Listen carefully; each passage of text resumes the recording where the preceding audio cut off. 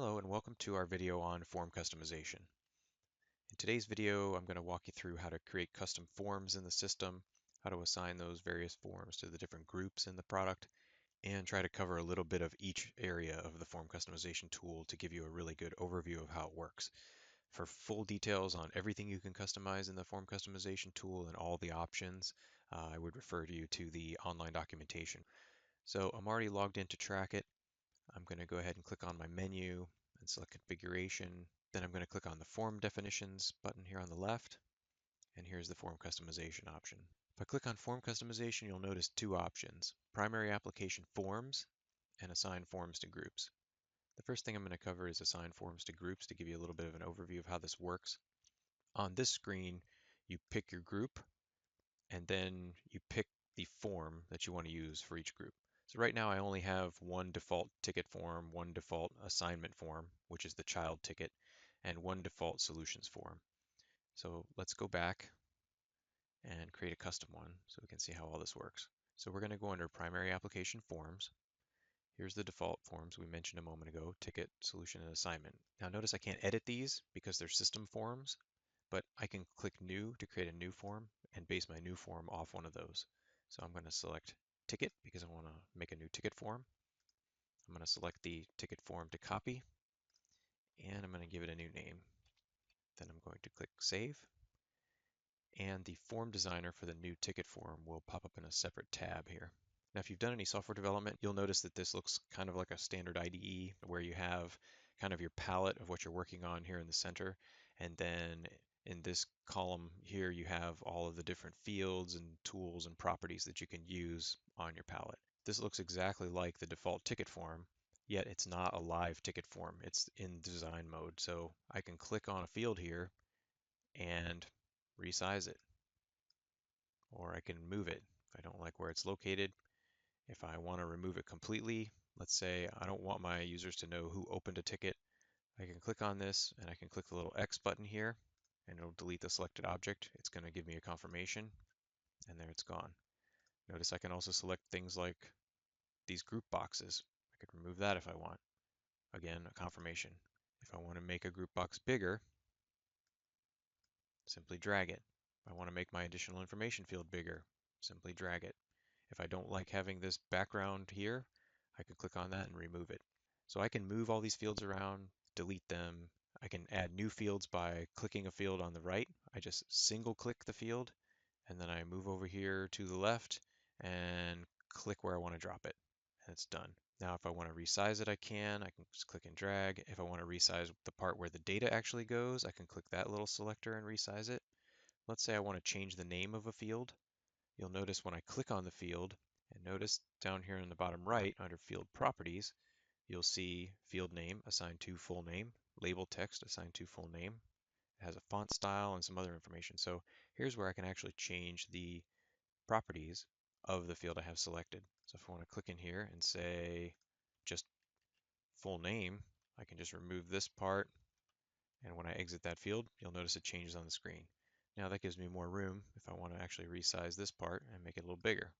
I can also change the font style by clicking over here and selecting bold. As soon as I exit the field, notice it makes the change. I can click out of there, or I can tab out. Change the color scheme, I can click on dark, make it light, and now I have a light colored font. If I do this, I'm going to have to place it on a dark background so that I can actually see the value that I've just changed it to. Now, if I'm sick of this field altogether, again, I can click the X button here. Answer OK to my confirmation. Notice there's a trash can button here. Don't get confused with this. This is actually the toolbar of your ticket, and we'll talk about that in just a moment. So let's look at some of the other options you have here. You can change the tooltip that pops up when you hover over with your mouse. So notice you can also change the X, Y position and the height and width of the field. That helps you get a nice alignment to your fields on the page. That's actually a nice transition into covering the rest of these toolbar buttons here at the top. So we looked at delete already. You can also change the size height here, and you can multi-select by using control, and then you can use this to make all those fields the same size in height. You can use the button next to it to make all those fields the same size in width. You can use this button to align the bottom edges of fields, which I wouldn't want to do right now because I've selected a vertical column. I would do that if I'm doing two fields like this that are side by side. I could say align the bottom edges, and you'll notice that slight movement there to align those. If I want to do align the top edges, I could click that button, and that will make the top edges of the selected fields align. There's also right align, left align, and then there's also the tab order. So the tab order is where I can adjust what order these fields are tabbed through using the tab key. So if you want to change one of these fields and move it around, you just use the little up-down arrows here on the right to change the order of those tabs. And then when you save this, when you're actually using the ticket, you'll notice that using the tab key will go through the fields in the order that you've selected. So I'm going to click cancel for now. We've already looked at fields and resizing them and moving them around and changing the caption. You can also make them read only. So I could make this field read only. I tab out of that. Notice it changes it to read only. So important thing to remember there, when you change a property, you want to exit out of that change by clicking the tab key or the enter key to get out of it. So if I go back here and I say false is not read only, and I hit enter, it goes back to not read only. So I can hit enter or hit tab to tab out of that to confirm that value. You can also make something required. So this field is required. Notice the asterisk next to it. There are some exceptions, however. The category field here is always required.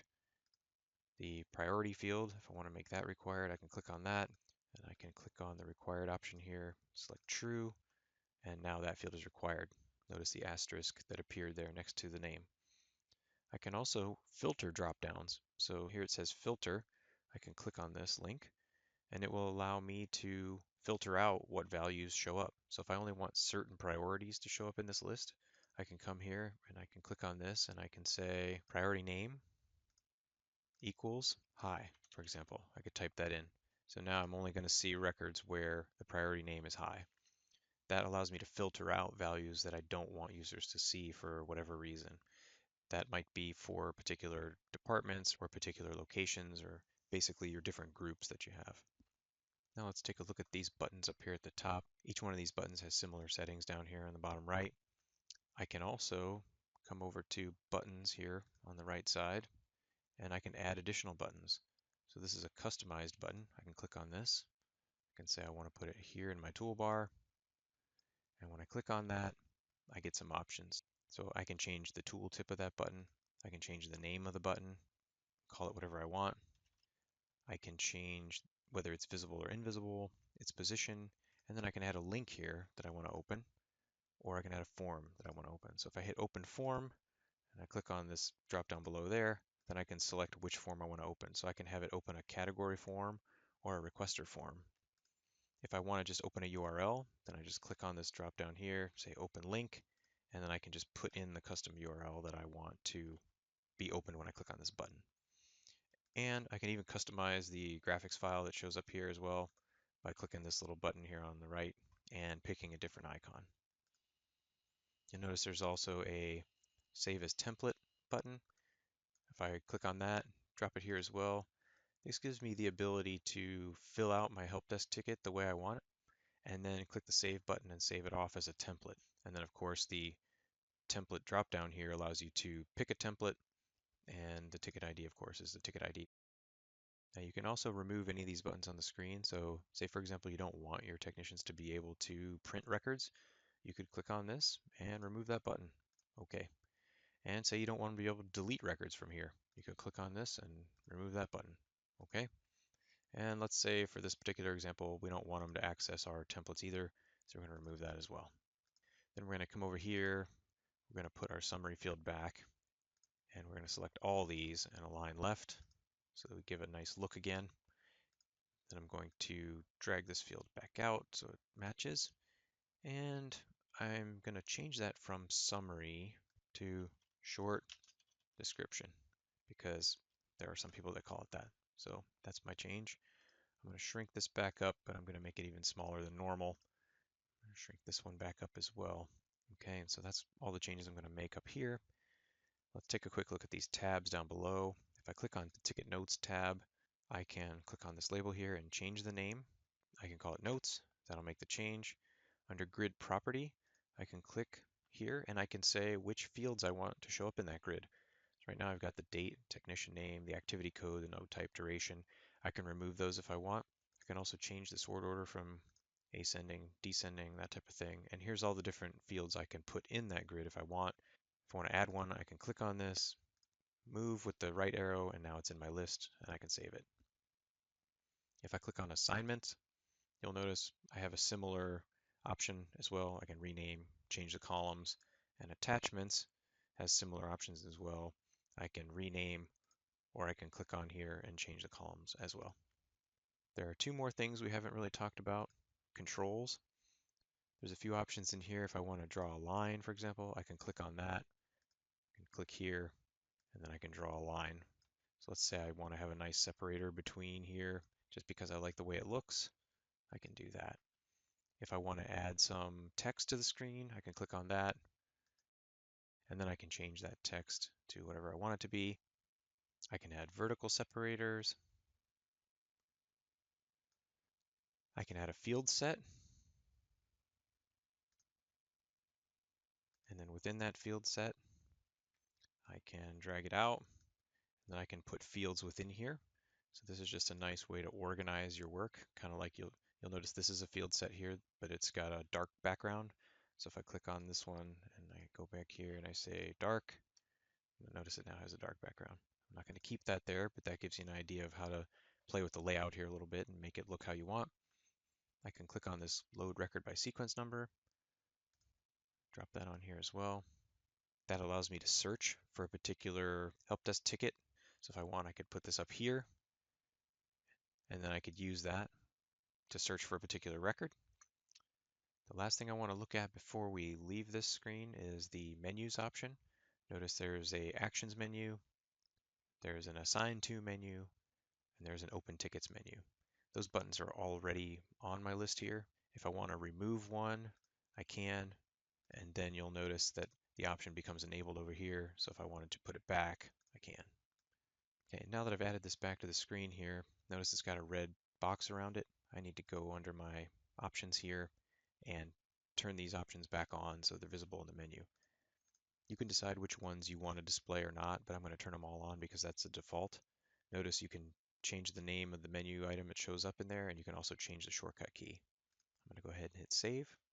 Then at this point, we can either reset the form back to defaults, or we can save it and use it in the system. So I'm going to go ahead and hit save. Form has been saved successfully. I'm going to click OK, close the form customization tool. Now I'm going to go back, click on form customization again, click on assign forms to groups, pick the system administration group, and under ticket, I'm going to select new ticket form, then hit save. Then I'm going to log out and log back in so I can check out my new ticket. Log back in, making sure I pick the system admin group.